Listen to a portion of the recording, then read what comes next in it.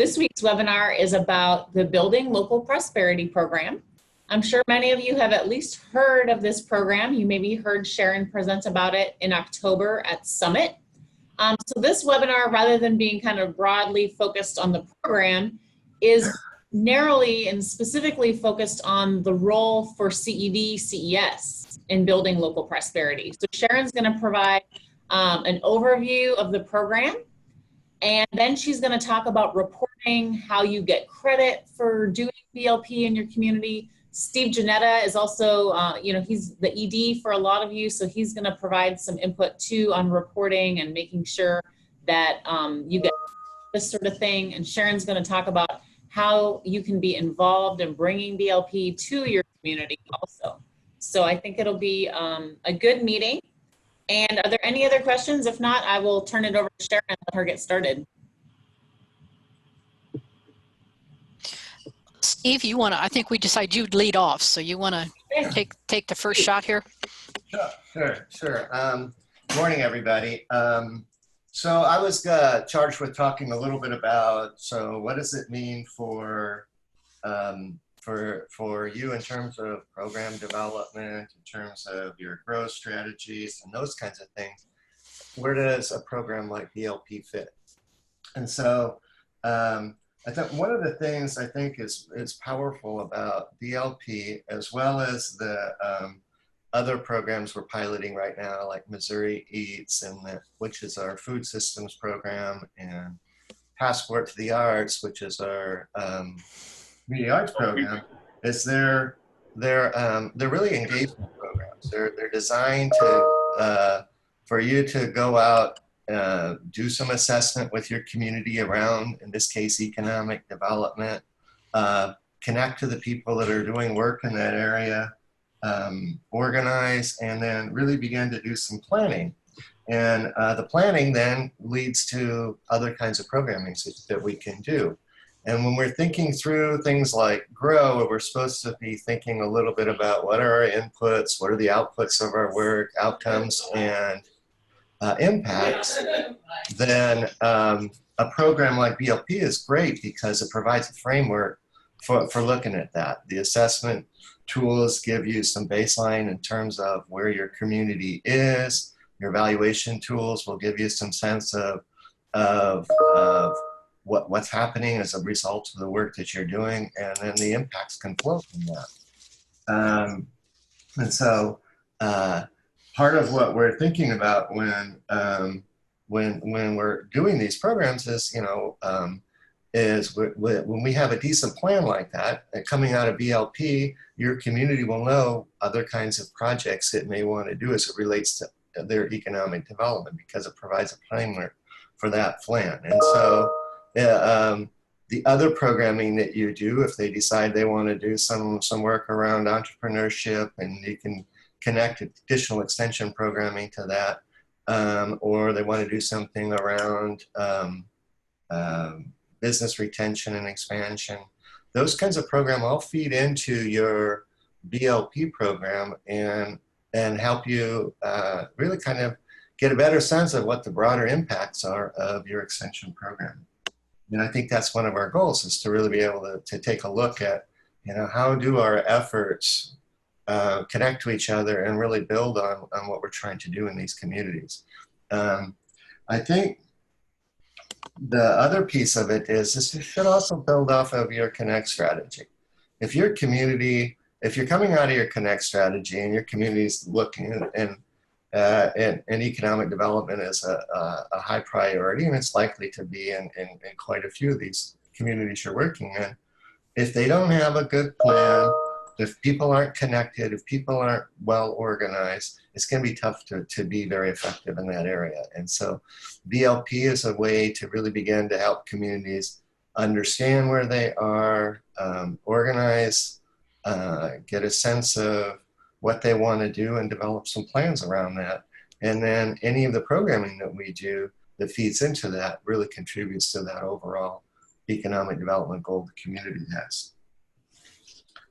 And so then finally is the idea of your own professional growth and development.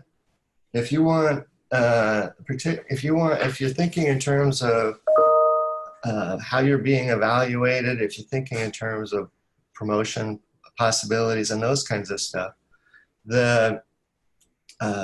a program like this built around a pretty good community plan is going to be a lot easier to tell your story, because you're basically using the BLP as a framework for telling your story in economic development, or Missouri Eats as a framework for telling your story in local foods. And being able to tell a story is much more powerful than having, listing all the different programs that you've done that aren't necessarily connected to a broader outcome that you're trying to achieve. And so I think a program like BLP can be a real powerful tool for our folks at the local level in terms of coalescing the community that's interested or really wants to work on economic development, providing a framework for that and a plan going forward that you can really, over time, build some pretty extensive extension programming around. I think that's all I really had to say, Sharon. Okay.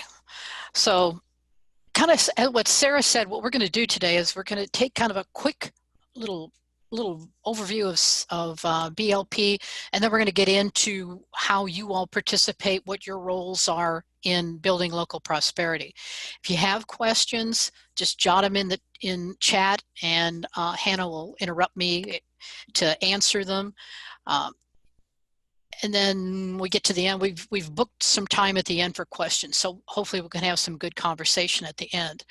So again, for those that aren't familiar with building local prosperity, we look at it as kind of a three-phase engagement with the community. Kind of starts off with that initial discussion about the economy, what are their assets, kind of what are their needs, their big goals, and then we spend quite a bit of time talking about their opportunities and barriers, because out of that we'll all identify the types of things that they want to work on. Then during phase two, we kind of analyze all that information, pull it together, and develop some specific strategies.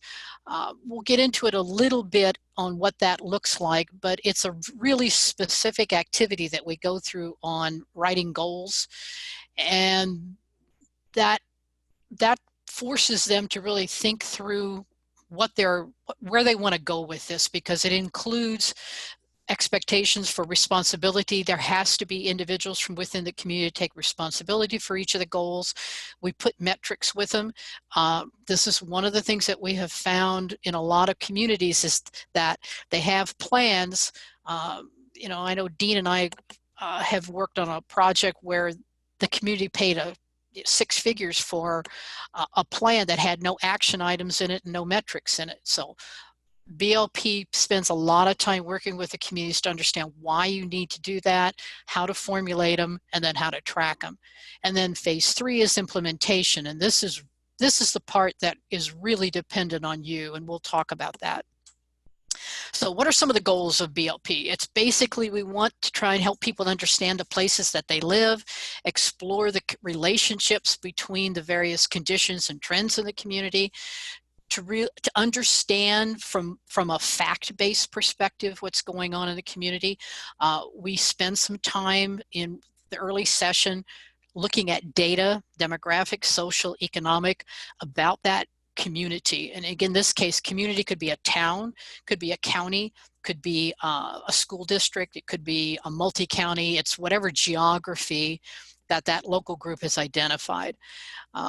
One of the things we learned early on, for some of you that were involved with CED, I think would remember this, is that what we found as we get into with a lot of these groups is we've got multiple understandings of what's going on from a demographic, economic, and social data perspective.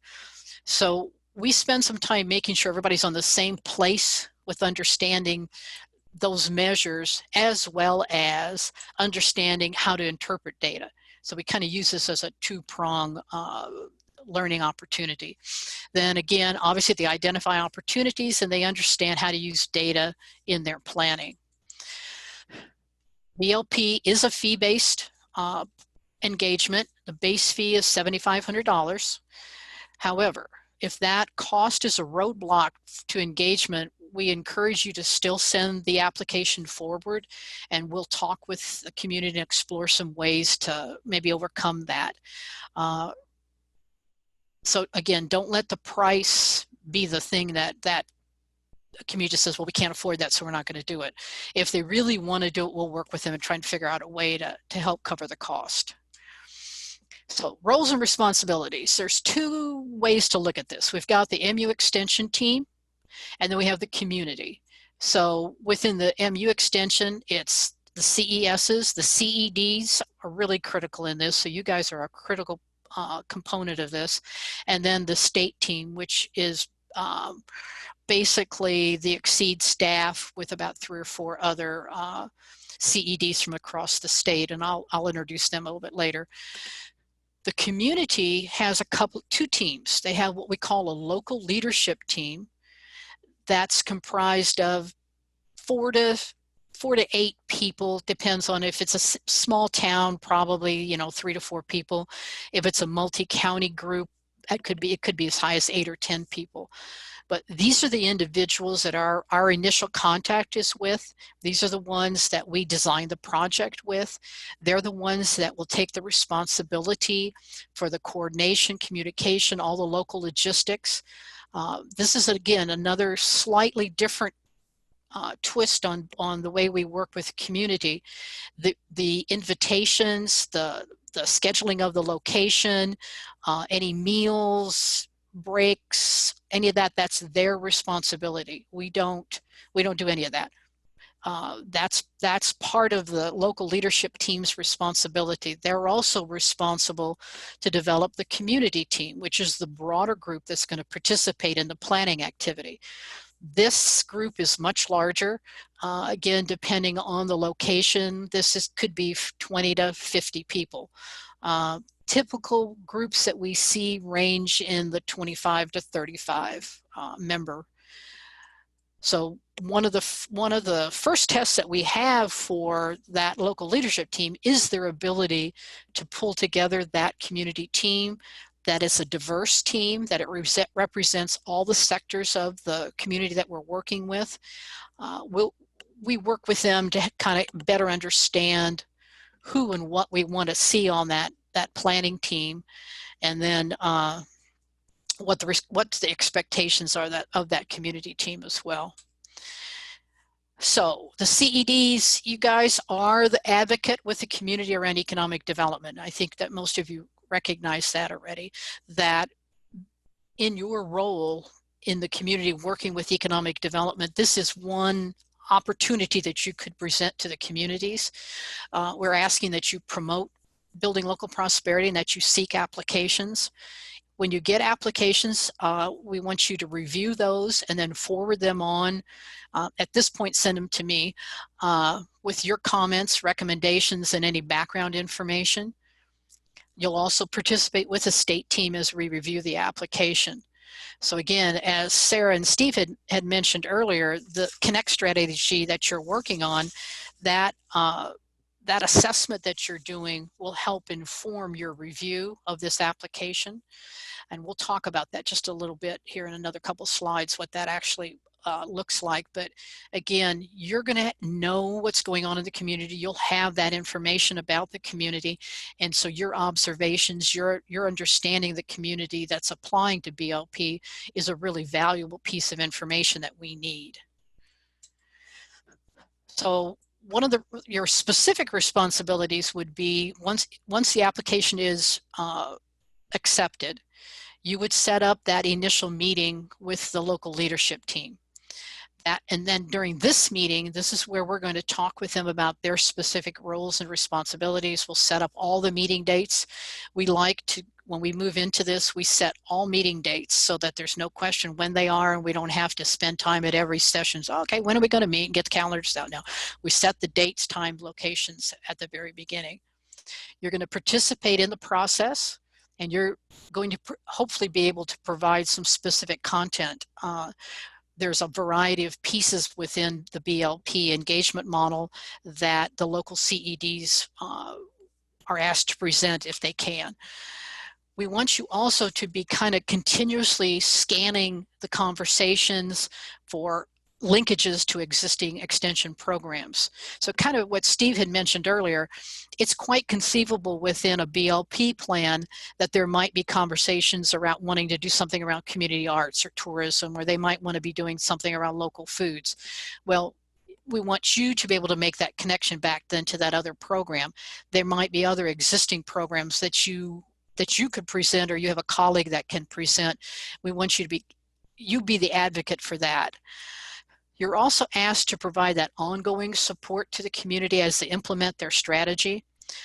We make a commitment to our participating communities that we will be with them 2 to 3 years after the completion of BLP, so they can implement their plan. If they run into problems, that we're there to help them. If they need to modify their goals or their strategies, then we can do that. We also want annual evaluations done, and I'll talk about that specifically, what that looks like. So are we good here? I don't see anything in chat, so I think we're okay at this point. So let's kind of dig into this just a little bit more. Sorry, we got the state team. So I forgot about us. What do we do? So we're doing the data analysis, and we purchase and maintain all of the proprietary data that's used within BLP. We're part of the review of the applications, as I explained. We will execute the MOU with the community. We'll collect the fees from them, and then we pay all the costs associated with the project on our end. We will provide training to you if there's specific things that you need help with. We're here to help you with that. Our team will facilitate the engagement sessions. So don't think that if a BLP is out in your community that it's suddenly like, yep, here you are, let us know how it goes. No, we're there with you. We will facilitate the engagement sessions. Everybody will have specific portions of it they'll be asked to present, or roles that they'll take on during the engagement sessions. And then we will do the longer term impact analysis, and I'll explain what that looks like here a little bit too. So the local leadership team I talked about, what they're going to recruit the participants. They're responsible for communicating the meeting dates, times, locations, places. In some situations, we have taken that role on, or the local CED has taken that role on, and we're not opposed to that. But in an ideal situation, the local leadership team takes responsibility for all of that. The documentation, again, in an ideal world, that local leadership team is going to take responsible for recording and transcribing all the notes and distributing the notes. What we have found is that doesn't often work out real well, and the way it more frequently breaks out is we record the notes, we transcribe the information, send it to the local leadership team, and then they distribute it. The writing team, this is a group that it's a shared responsibility. This is the group that takes all of those notes and starts compiling it into their plan. So there's drafts of the plan that are developed along the way, and that's a shared responsibility. We often take the lead in that, and then work with the local team. And we ask that writing team actually be broader than just the leadership team. It's a good idea to get some members from the broader community to be participating in the development of that plan as well. Logistics, again, I can't emphasize this enough. This is their responsibility. We're not taking the responsibility on for local logistics. And then evaluation and impact, we will take care of all of that. Let me back up just a second on logistics. While it's the local leadership team's responsibility to do it, we need to make sure that they're doing it. So that's one of the things we would ask the CEDs to touch base with that local leadership team. You know, you confirm the location. You know, you understand that you have to have the meals. Just kind of reinforcing that with them. We've only run into one situation where there was some miscommunication on that, and we ended up in a meeting room with nothing set up, but we worked it out. Impact evaluation, that's a shared responsibility. So the process, there is an application form. It's pretty simple. It's what we're really trying to find out within the application is what's their history in planning? What's their history in economic development? Have they been successful? Have they not been successful? If so, why? Why were they successful? Why weren't they successful? What do they think are the major barriers for their community moving forward? What do they think are some of the key opportunities they have? Who have they identified to be on the local leadership team? Who do they plan to reach out to be part of that broader community team? Again, it's a pretty simple form. We're really just kind of looking for some of that broad information about the community, kind of where they're engaged in economic development. Why do they want to do this? What do they think is going to happen? How do they define success from the project? That's an important question. So if the application is accepted, then we have an initial planning meeting with that local leadership team. This usually takes about 2 hours. One of the things that we have them complete there is what we call our community readiness inventory. Now, it's important, as Sarah pointed out earlier, this is not the Connect strategy or the community assessment that you're doing. Our readiness inventory is very much focused on economic development, on how much they've cooperated in the past, looking at kind of is this a community that works together? Do they individually perceive that their community works together? Do they perceive that there are certain challenges? I do have that document up. I'm going to see if I click on this. Somebody that's got their mic on, can you see this? Or Steve? Nope, it's still the PowerPoint. It's still the PowerPoint. Okay, well, then we're not going to try doing that. Just for a second. Actually, you had it. You had it for a second? Crap. Okay, let's see if we can bring it up again. Sorry. Because I did want you to share that document. Take a quick look at that. And yeah, if you can see this, you're in our Box account, which, so can you see it? No. No. I wonder why you could see it for a minute and then you couldn't. It just popped up. Oh, well. Wait. Let me try this. Does it show up here? No. Well, we can share. We'll send it out to you later. But it's a simple form. There's just about, I think there's how many? I've got a hard copy here in front of me. There are 24 questions on it. They're broken up into kind of a group of questions around their knowledge of local efforts and just how well they understand their community. You know, it's questions like, we're open to bringing in outside help. We work together, we share things. And then there's 3 or 4 questions on leadership. There's some community climate, and then there's a few questions on resources. So again, we're using this to kind of score where the community is. It gives us a lot of information about what we're likely to encounter during the planning process. Is this, if this is a group that rates their ability to work together down at 1 or 2, it's a 5-point scale with 5 being high, 1 being low, then we know we're probably going to have some challenges getting group processes to work. We also do this again at the end of the engagement to see if we've moved the needle on a lot of those factors. The goal of this meeting really is to decide whether we're going to proceed or not. If we get to a community where we expected them to have 6 or 8 people and there's 2 people that show up, that's a big red flag for us. Or if we get there and we start talking to them and they start to indicate to us who they're going to have on their planning team, and it's clear that it's a narrowly defined group and they're not open to having the broader community engaged, that's a red flag. Those are going to be things that we're going to tell them, you have to fix this before we'll engage with you. But if we decide to engage, then we move forward. So there's no financial commitment on the part of the community until after this meeting. So the actual engagement, and I'm going to walk through this piece kind of quickly here because I think isn't any different than a lot of stuff that we do. But one thing that's really different about building local prosperity than a lot of other planning processes is the 3 days.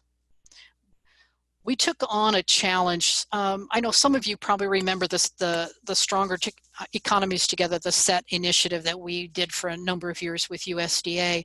That was a process that played out over about 7 to 9 months of monthly sessions. And what we encountered there was great enthusiasm in the beginning.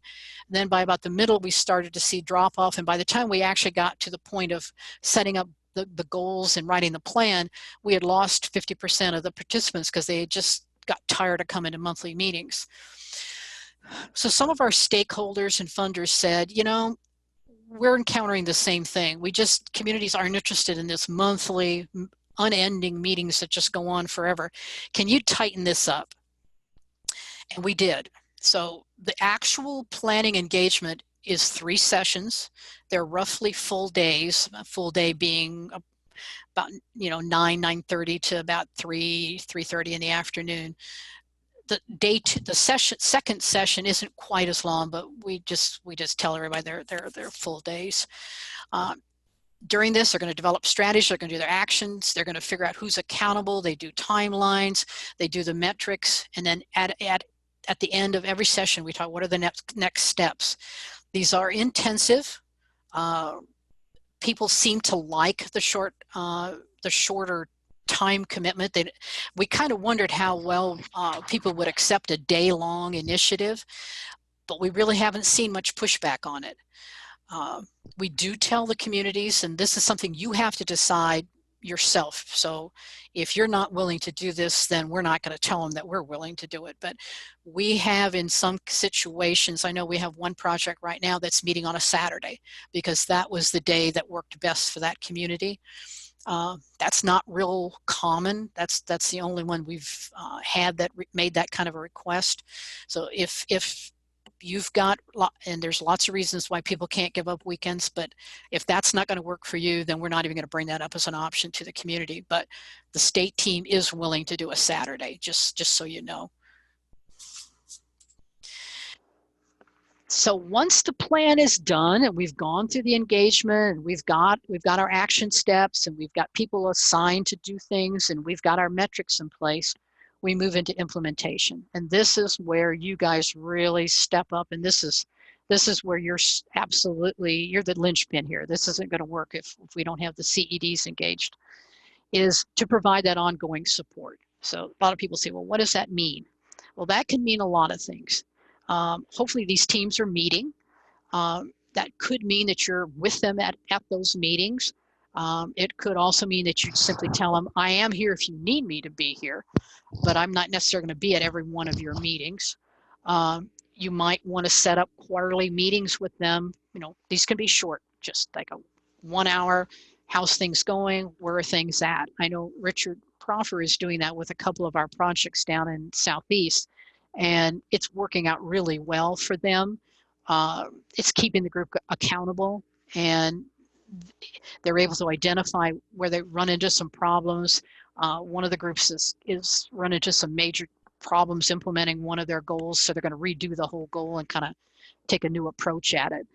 We tell the communities that we're there 2 to 3 years, kind of depends on the project, because some of the initiatives they come up with are short term, and so they don't really require 2 or 3 years of engagement. The state team, we're always there. We're always going to be there to support you. If you need us to come in and do something with the community, we will do that. But the implementation is definitely your piece, and you're going to take the lead on that, and we're going to follow you. So we'll follow your lead on how the implementation goes. Evaluation and impact. This is in my opinion is probably one of the areas that's the most important, and one of the areas that we struggle the most with.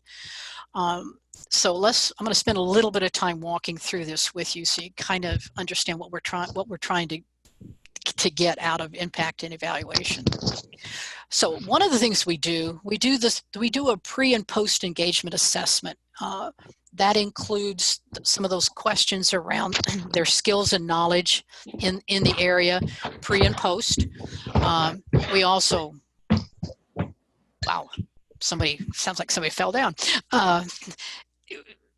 We also ask a lot about questions around specific components of BLP, so that did they learn how to write a goal? Did they learn how to do metrics? Do they better understand the concept of planning? There's each session has a set of questions at the end, and then we do an overall end of engagement evaluation to try and have them, you know, they're looking at it in moments in time. So they look at session 1 and they evaluate it, but then at the end of session 3, we want them to take a broader perspective and look over the whole engagement. How did it work for them?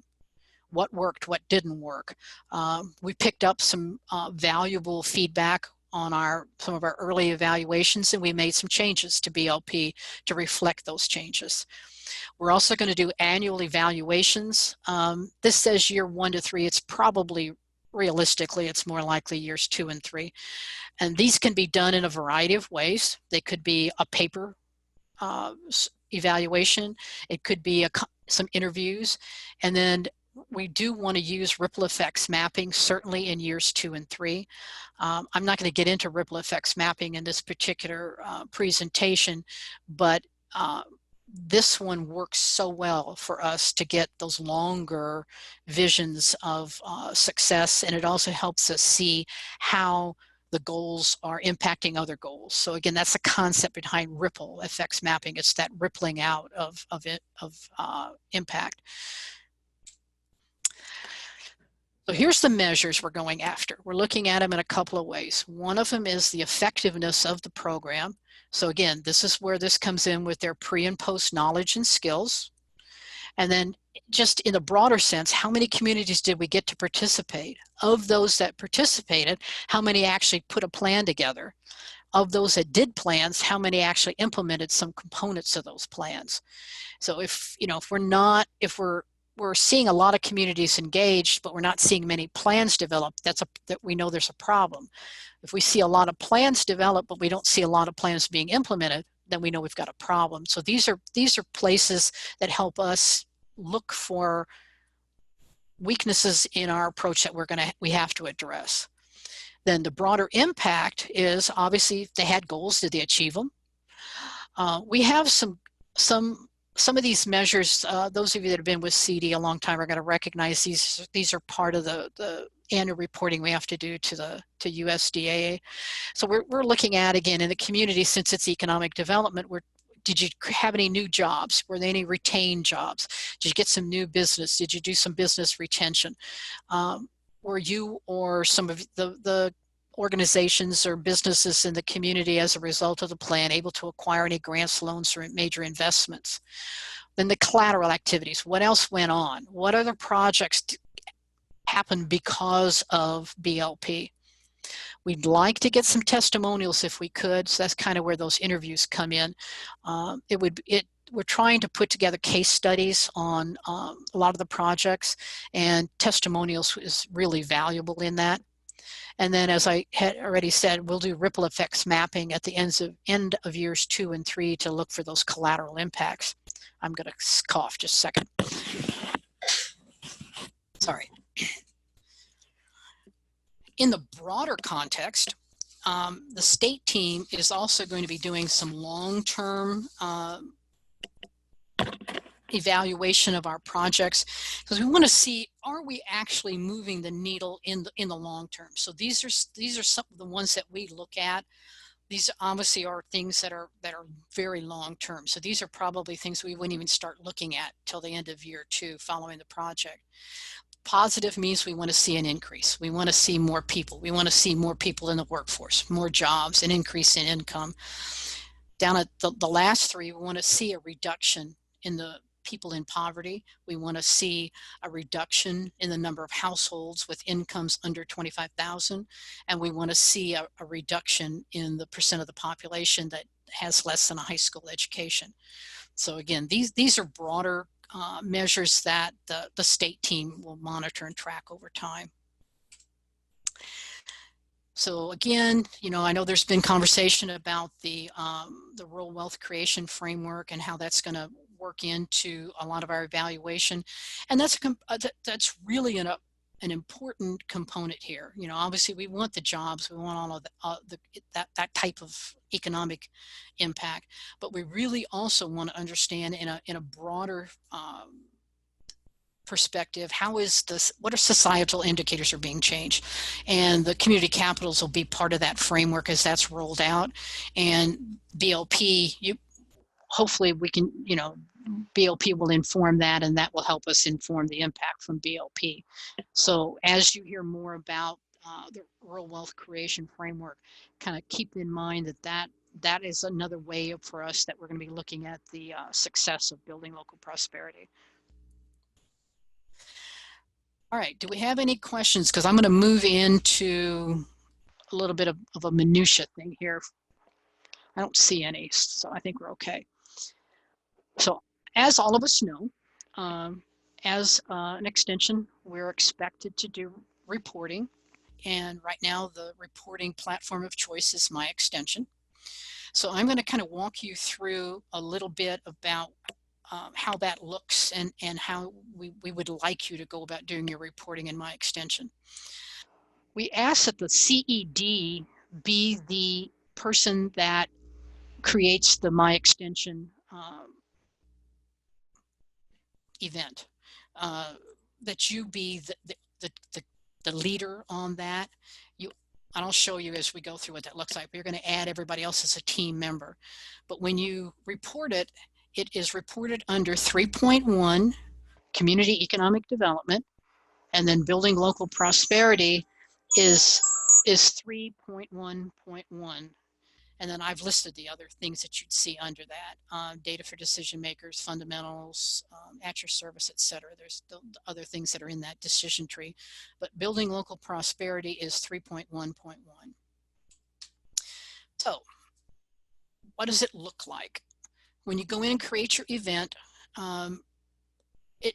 we want you to call it BLP and then the location. So the one I pulled up here was the one from Benton County, so that we can find them quickly. So if you label them all BLP and then the location, it makes it much easier for us to find it if we have to go in and do a search.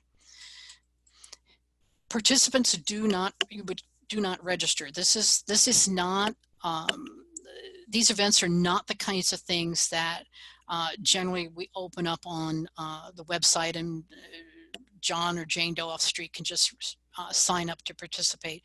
This, again, as I had explained earlier, the local leadership team is identifying the folks that are involved. Put it on the website, that's up to you. If you want it on your website, you can. If you think that having it on your website is going to confuse matters, then you can skip that. I don't have an opinion on that one way or the other. Your team. So again, in this case, you can see for Benton County, Michelle Kroll was the team leader, and then she added other folks to it. So we do ask that regardless of who else you put on it, that you do put Pat Curry, myself, and Richard Proffer down as team members, so that we can go in and we can do some additional reporting on each of the events. There'll be multiple sessions, so you can, you know, if we have the dates ahead of time and you want to go in and create all the sessions when you're creating the first event, that's great. But keep in mind, oops, sorry, that I don't know if you can see my cursor, hope you can, that it's not a recurrence, so that you would check that box to say that there's no recurring schedule on this. And then you'd add the sessions. Something from the chat real quickly. I'll just go and read. For a long-term impact measure, you might want to add a measure about increase in post-high school graduation participation in continuing education, since that is one of Extension's top 3 impact challenges. Okay, that's a good one. Hannah, I'll get that one from you and we'll add that one. All right. Yeah. So again, in this one, what I grabbed here, the session 1 was our preliminary meeting.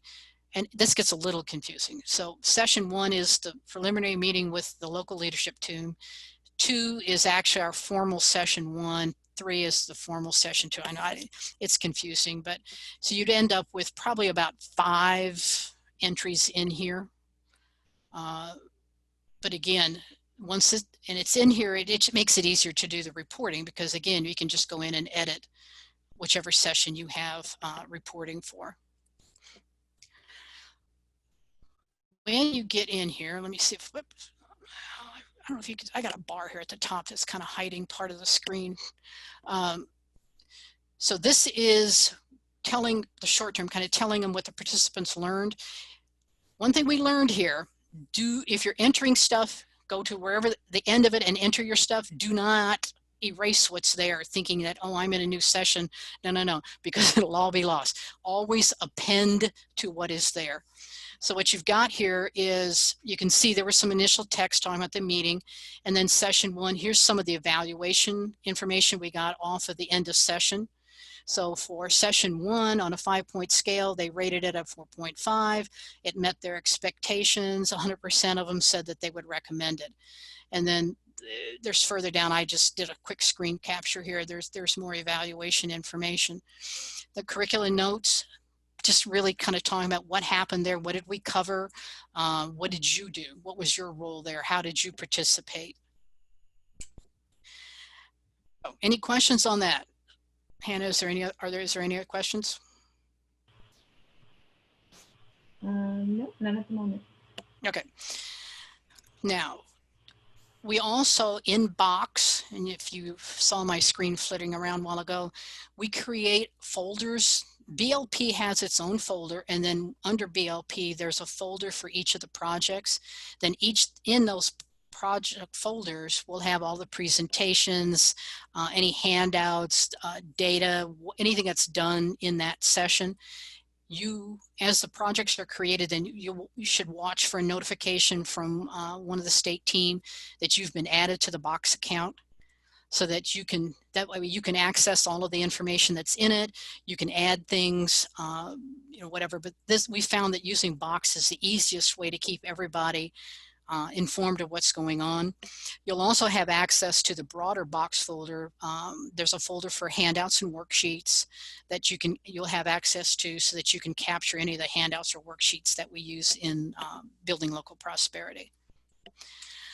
So projects, this is a quick list of kind of where we are and what we're doing or have done. Benton County is completed. Bollinger's in progress. We just finished a project over in southern Boone County. We did a session with Vernon County, and we just finished a project up in Rawls County.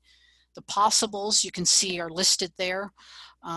These are ones that are in various stages of conversation. The names behind it are if you don't recognize them, are the CEDs that are kind of handling that conversation. And then what I wanted to kind of mention quickly at the bottom is an EDA grant. We've submitted or it's in the process of being submitted, a proposal to EDA to do BLP in 5 communities in primarily South Missouri that were impacted by the flooding last year. And in that group, I'm going to do this from memory, so Hannah, if I miss one, let me know. We've included Cedar, Caruthersville, Ripley County, Chamois and Osage County. Mm-hmm. I think Pemiscot County is that? Yeah. Right. And I don't remember if we put Campbell in that one or not. Yeah, I'd have to bring it up. But there's about 9 total that we identified, and then it's right. Getting communities from those 9 counties. Yeah, so we'll end up with about 5 that will actually work within the grant. EDA actually was the one that kind of asked us to put this together and put it in. And for those of you in North Missouri, I'm going to give you a heads up now. They have already said that when the disaster supplement comes out for North Missouri, they'd like to see us do a similar proposal for the counties that are impacted in that particular disaster supplement.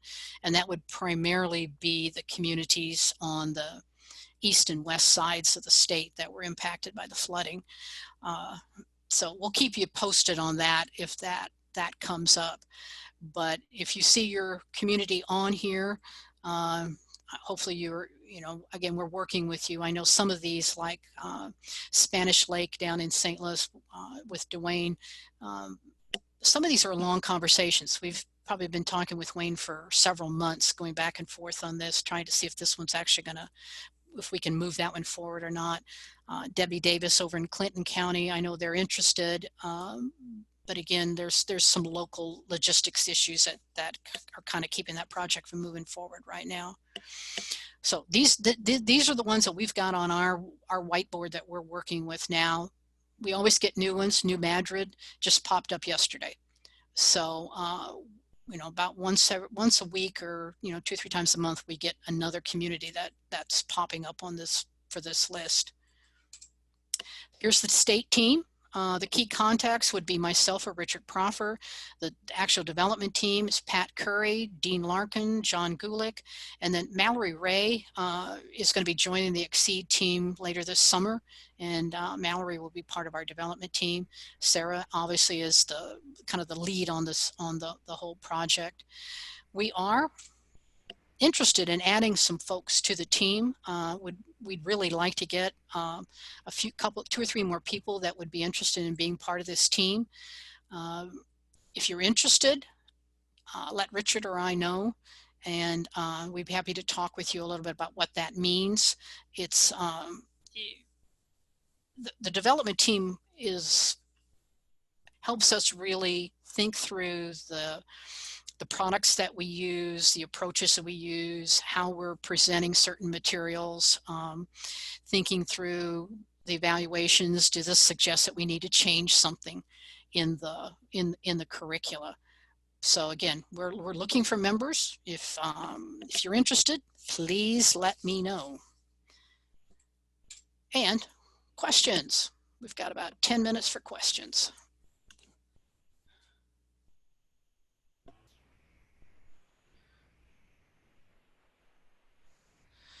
Let's see. Chris Kempke. Yeah, I figured you'd be interested, Chris. I was hoping you would be. We need somebody up north. So any questions? You can unmute yourself and ask the question, or you can put them in chat. I know this was quick, and as we indicated initially, we're going to stay at a pretty high level on this. If you have any, if there's components of this you'd like us to spend more time on, we can certainly explore how to go about doing that. Okay, there's a question in the chat. How have you been working with local economic development organizations? Jeff, generally the local ED is the one that approaches us. Now, in a few cases, we've had a local citizen or the mayor.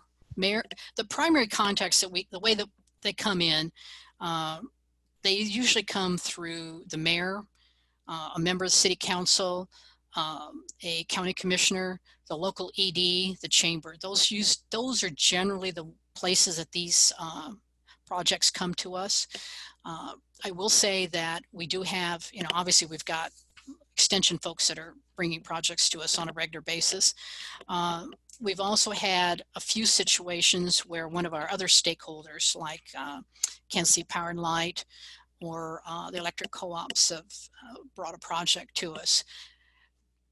Once a project is implemented, that if there's a local economic development organization, they have to be at the table. We're not going to take an initiative on if they're not part of the process. So I don't know if that answers your question, Jeff. Okay, good.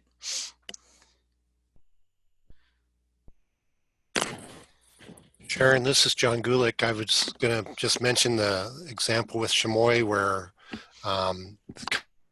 contact with Merrimack Regional Planning Commission, and the idea that a lot of the regional planning commissions have their CEDs, their Community Economic Development Strategy plans. And with Chamois, we were looking at that's going to be a possibility to take their existing plan and move it from a 8-county perspective and move it into more of a community level.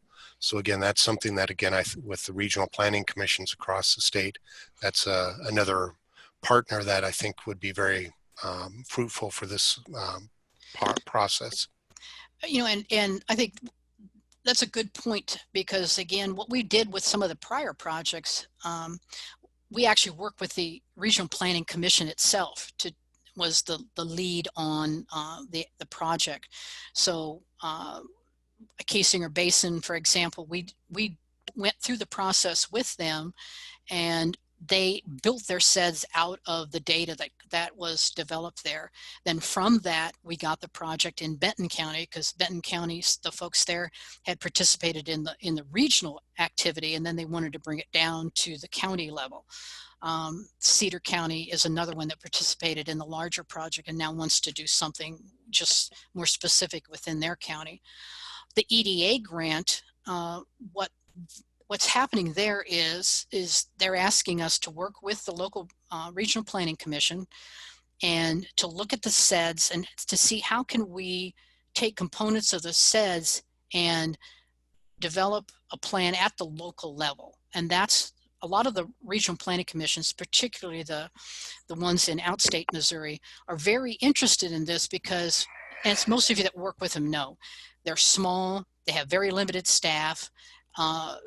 Most of them will tell us, you know, we're a 2 or 3 man shop. We don't have the time to do this planning with the individual communities.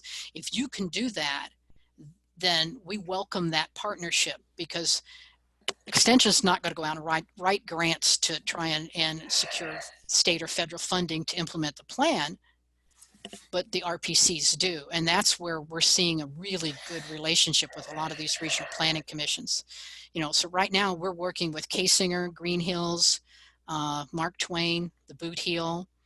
We've done a little bit with the Southeast, Ozark Foothills. We just, I think, have gotten a good relationship started with SCOCOG, and we're trying with Southwest. That one's not developing as quickly as I'd like to see it, but so the regional planning commissions are definitely part of this. Sharon, can I Yeah. add just one thing into that? I mean, not to butt in or anything, but No. I also think that, like, when it comes to, like, if your economic developer wasn't the one that approached you, just like you were talking about the relationship with the regional planning commissions, like the things that we're doing with this project sit outside of the purview of a lot of economic developers. So, like, framing it off the bat as a partnership kind of a thing to clear up any, like, of those goofy rivalry worries is kind of like the best way to approach it, I think. Oh, I agree. And I'm going to point to Chris here. Chris has done an amazing job of getting a breakthrough up in northeast Missouri with some of the economic developers there. And again, it was, as Chris points out, we don't do what they do. We don't do what the regional planning commissions do. We don't do what the local economic developers do. We're bringing them a product that will help them achieve their individual goals. You know, and again, we're focused specifically on planning. And I think as long as we make sure everybody understands that we're not trying to take over somebody else's turf, that we're trying to help them be successful, just like we're trying to help their communities be successful. We have a much better success rate in those situations.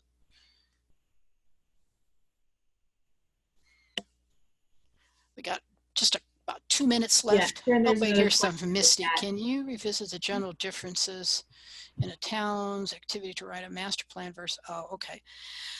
This is not a master plan. You know, generally master plans are going to get into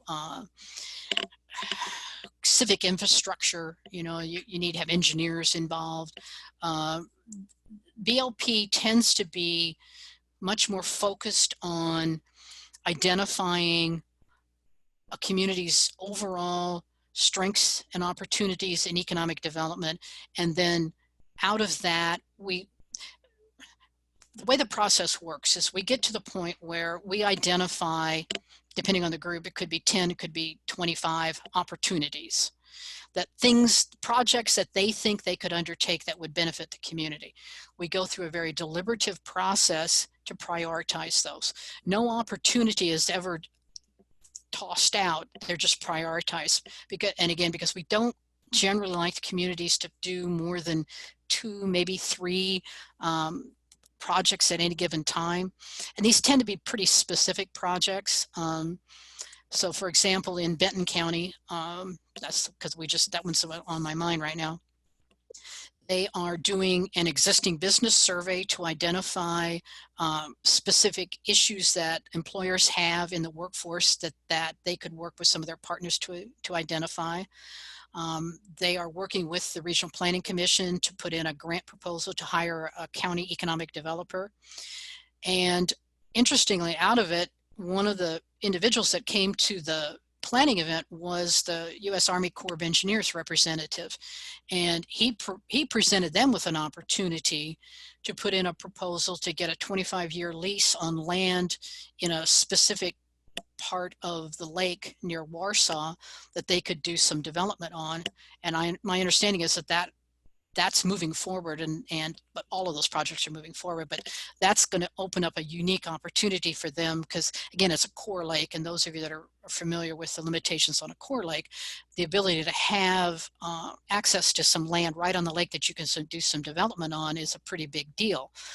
25-year lease is, I think, a little bit of a constraint, but the community didn't seem to see that as much of a problem. So I don't know, Misty, if that answers your question or not, but a master plan is very different than what we're doing with BLP. So that's another thing we need to make sure they understand. This is not a comp plan. This is not the Regional Planning Commission CEDS. This is not a master plan. These are specific project based activities. Well, I think we're almost at time. Sarah, you want to close it out? Sure. Thank you, Sharon. Thank you, Steve, for your comments. Thanks for everyone's questions. I think if you have follow-up questions, Sharon would be happy to field your emails. And our next webinar will be at the end of June. And that webinar is going to discuss the business development program and how CED CES can interact with the business development program. So we'll have representatives from the SBDC, from TAC, and from PTAC. We'll have our CED BDP liaison, Becky Nace, leading that webinar. And in the meantime, I encourage you all to keep working on the Connect strategy.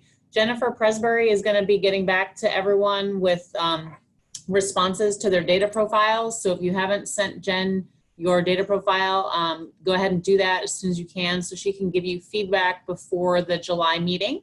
And the idea is at the July meeting, we can use that time to kind of discuss how's the Connect strategy going, what problems do we need to iron out, how can we continue learning and continue improving the process. And we all look forward to seeing those issue statements come up to help guide our research and programming here on campus. Any other questions before we close? Sarah, this is John Gulick, and I might have just missed it, but at the last meeting, I think we had been working on a revised timeline. You know, I've got the hard copy of the timeline that came out in February, maybe it was, and I know you had updated those, but was there going to be a hard copy or an email that had the updated for the 4 components timeline? Right. So there was a draft timeline that was distributed. Ultimately, I'm not your guys' boss. So I recently had a meeting with your educational directors and your regional directors, who are your boss. And ultimately, it was kind of decided that different regional directors may require different timelines. So the document that is in the box right now is a suggested timeline. My only request or ask is that everyone try all 4 parts of the Connect strategy in at least one county before the July conference. But different regional directors or educational directors may have different requirements. Thank you. All right, thanks everyone. We'll see you next month.